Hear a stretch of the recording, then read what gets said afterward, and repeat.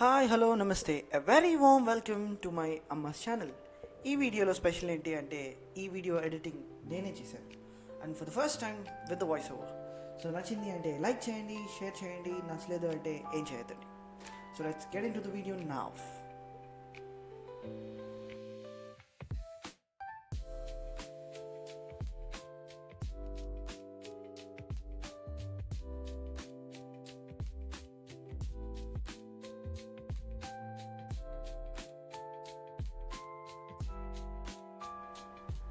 So ముందుగా లక్షద్వీప్కి ఎలా వెళ్ళాలి అంటే there are only two ways. ఒకటి ఫ్లైట్లో, ఇంకొకటి షిప్లో. ఫ్లైట్స్ కొచ్చి నుంచి గోవా నుంచి ఉంది. ఫ్లైట్లో వెళ్తే 1.5 hours అండ్ షిప్లో పోవాలి అంటే it will take 14 to 18 hours. And లక్షద్వీప్లో మీరు దిగాల్సింది అగాటి ఐలాండ్లో, ఎందుకంటే అక్కడే ఎయిర్పోర్ట్ ఉంది.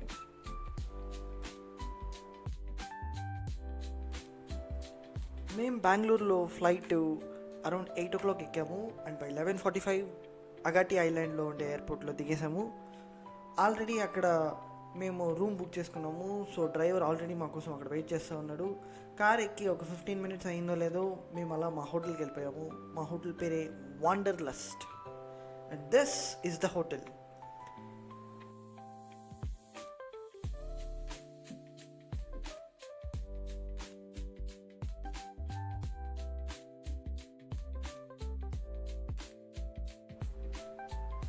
హోటల్ రూమ్ వచ్చేసి మేము అగోడాలో బుక్ చేసుకున్నాము.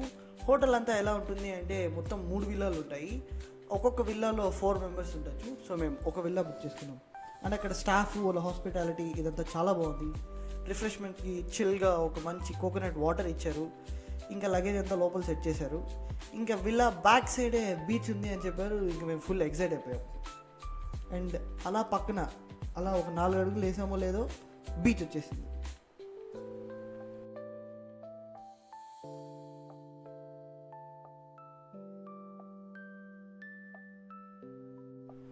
అండ్ ఇదే మా విల్లా. దీన్నంతా ఎలా ఉంది అంటే ఒక చిన్న గుడిసెని కూడా ఇంత మోడర్న్గా కట్టచ్చా అనేసి డౌట్ వచ్చింది. అలాగే పక్కనే 2 హ్యాంగింగ్ డైనింగ్ టేబుల్స్ ఉన్నాయి. And breakfast, lunch and dinner అన్ని టైంకి డైనింగ్ టేబుల్ మీద సెట్ చేసేస్తారు. వచ్చామా, తిన్నామా, వెళ్ళిపోయామా, అంతే.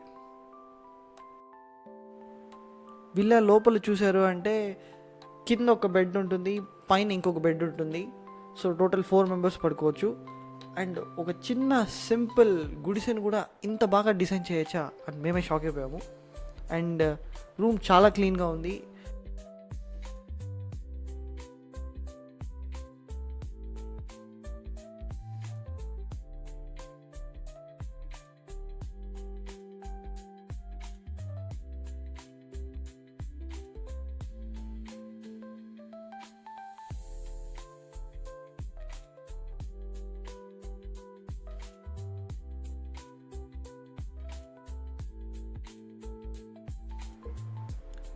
అలా రూమ్లో అన్నీ సెట్ చేసేసి అంతా రిలాక్స్ అయిపోయాక అగాటి టూర్ వెళ్ళాము.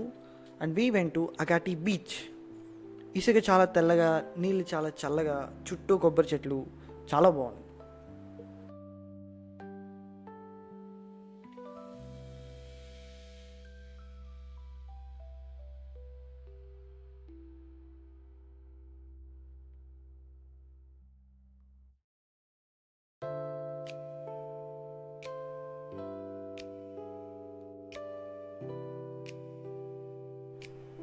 అగాటి బీచ్ నిజంగా చాలా ప్లెజెంట్గా ఉంది. అలా 2 జోబీలో చేతులు పెట్టుకొని నడుచుకుంటూ వెళ్ళిపోదాం అనుకున్నా, బట్ మళ్ళా జోబీలో అంతా ఇసుక వెళ్ళిపోతుంది అనేసి వదిలేశారు. నెక్స్ట్ ఈ ఉయ్యాలు కూడా అక్కడే పక్కనే ఉంది. ఎక్కి ఊగుతుంటే మాత్రం భలే ఉంది. చుట్టూ ఉన్న వాళ్ళందరూ కూడా నేను ఎప్పుడు దిగేస్తానా అని చెప్పేసి వెయిట్ చేస్తూ ఉన్నాను.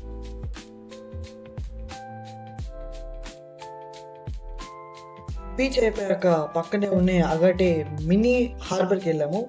ఇక్కడ ఇది చాలా పొడవుగా చిన్నదిగా ఉంది. ఇక్కడ ఏంటి అంటే ఇక్కడ డీజిల్ కంటైనర్స్, ఫిషర్మెన్స్, ఇంకా అదర్ గూడ్స్ ఇవన్నీ చాలా ట్రాన్స్ఫర్ అవుతూ ఉంటుంది ఐలాండ్ టు ఐలాండ్.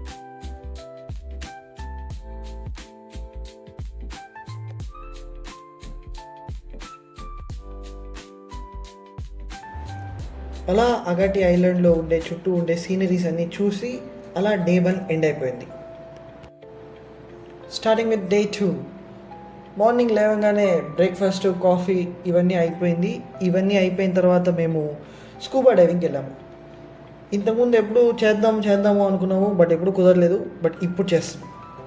యా, ఇక్కడ ఉండే ఆ చిన్న బోట్లో అలా ఆ పెద్ద సముద్రం మిడిల్లోకి వెళ్ళేసి దాని కింద ఏముందో చూసేందుకు వెళ్తాం.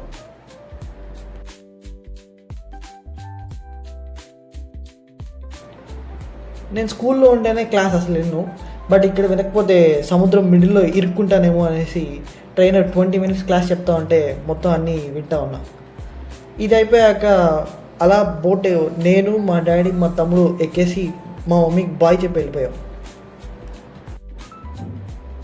స్కూబా డైవింగ్ గేర్ అంతా వేసేసుకునేసి అలా సముద్రం మిడిల్ లోపల దూకాక లోపల మొత్తం colourful coral gardens, tropical fishes, butterfly fishes, ఇలా ఇవన్నీ చాలా చూసాము.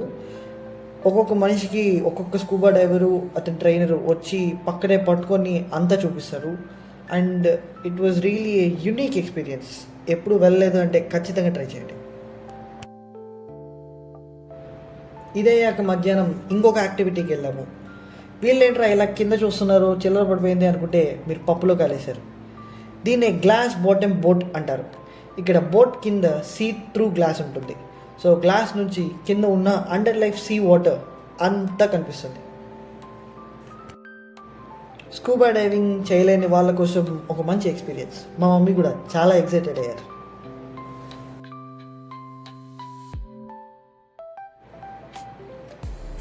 ఇది ఐలాండ్ నుంచి 1 kilometer బయటకు వచ్చి అలా దాని కింద ఉండే కోరల్స్, సీ టర్టిల్స్, ఇంకా ఆ కోరల్ ఫార్మేషన్స్ ఇవన్నీ ఎలా జరుగుతుంది ఇవన్నీ చూడవచ్చు.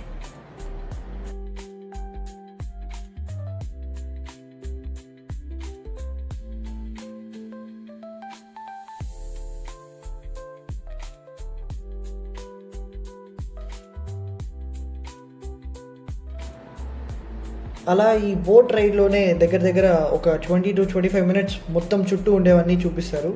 ఇది అయిపోయాక ఒక ఐలాండ్కి తీసుకెళ్లారు. లక్షద్వీప్లో టోటల్గా ఒక 36 ఐలాండ్స్ ఉన్నాయి.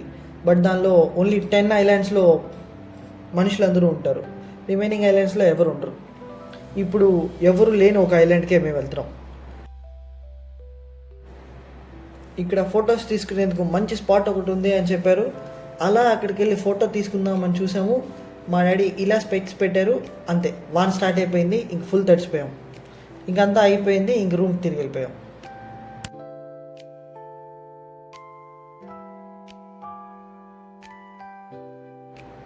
డే 3 వీడియో కొంచెం ఆస్థెటిక్గా ఉండాలా అనేసి డ్రోన్ షాట్తో షూట్ చేసాము.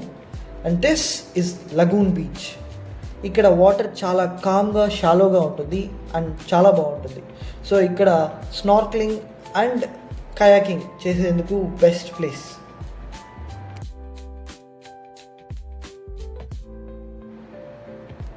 ఫస్ట్ మేము స్నార్క్లింగ్తో స్టార్ట్ చేసాము. ఇక్కడ ఒక 10 minutes ట్రైనింగ్ ఇచ్చాక వాళ్ళు వాటర్లోకి తీసుకెళ్తారు. సో ఫస్ట్ ఒక ఫేస్ మాస్క్, ఇంకా బ్రీతింగ్ పైప్, ఇవి రెండు ఇచ్చేసి వాటర్ పైన ఫ్లోట్ అవుతూ కింద ఉన్న ఓషన్ లైఫ్ని చూడొచ్చు.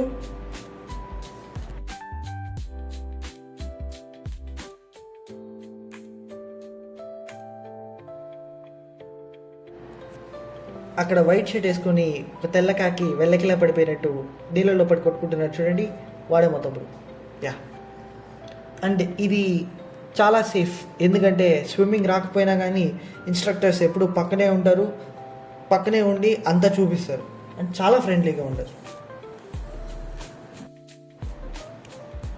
అదంతా అయిపోయాక పక్కనే కయాకింగ్ కూడా ఉంటుంది. కయాకింగ్ కూడా చాలా బాగుంటుంది. లైక్ అలా బోట్స్ని మనమే రైడ్ చేసుకుంటూ వెళ్ళడం చాలా కొత్తగా ఉంటుంది.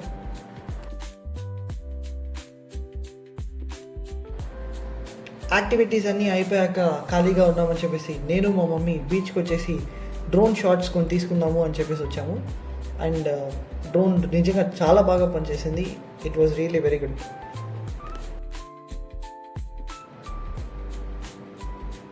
అప్పుడే ఆ డ్రోన్ని చూసి అక్కడ ఉండే చిన్నపిల్లలందరూ అదేంటబ్బా అని చూసేందుకు దగ్గరికి వచ్చారు.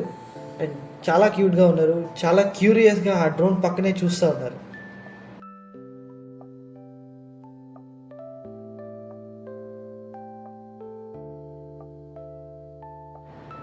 తర్వాత వాళ్ళందరినీ పిలిచి వాళ్ళందరికీ డ్రోన్ ఎలా ఉంటుంది అని చూపించాను. చాలా హ్యాపీగా ఫీల్ అయ్యారు.